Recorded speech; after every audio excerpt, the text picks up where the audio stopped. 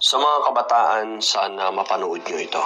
Bakit mahalagang magsikap at kumita ng pera habang bata ka pa? Matagal na rin ako sa construction at masasabi kong mga 5% lang ang may magandang sahod dahil karamihan ay laborer. Noong kabataan natin, alam na natin na mahalaga ang pera dahil nabibili na natin yung mga gusto natin pero hindi natin pinaghihirapan dahil galing ito sa ating mga magulang. Walang pressure, di ba? Enjoy lang kasi bata pa naman. Mahilig tayo sa panandaliang kasiyahan. Pero mabilis ang panahon. Tatanda kaming mga magulang at darating ang oras na kayo na ang kailangang kumayod para sa sarili ninyo. Maraming kabataan ang hindi handa sa ganitong sitwasyon. Doon pa lang nila marirealize na ang pera ay nagbibigay ng kalayaan at oportunidad. Ito ang susi upang makamit ang ating mga pangarap at makapagbigay ng mas magandang buhay sa ating magiging pamilya.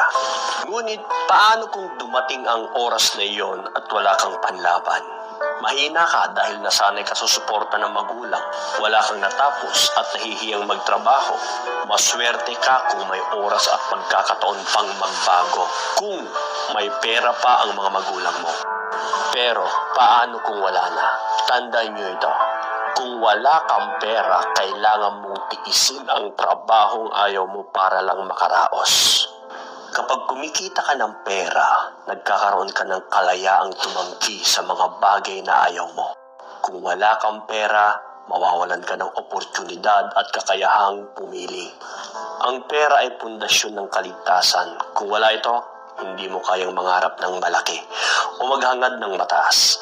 Sa pagkakaroon ng pera, maaari mong ituloy ang makabuluhang mga pangarap at lumikha ng mas magandang buhay para sa iyong sarili at sa iyong mga mahal sa buhay. Mga kahasang, siguro naiinis kayo sa mga sinasabi kong pera, pera, pera. Ang buhay ay hindi lang tungkol sa pera, pero dapat alam natin ang halaga nito.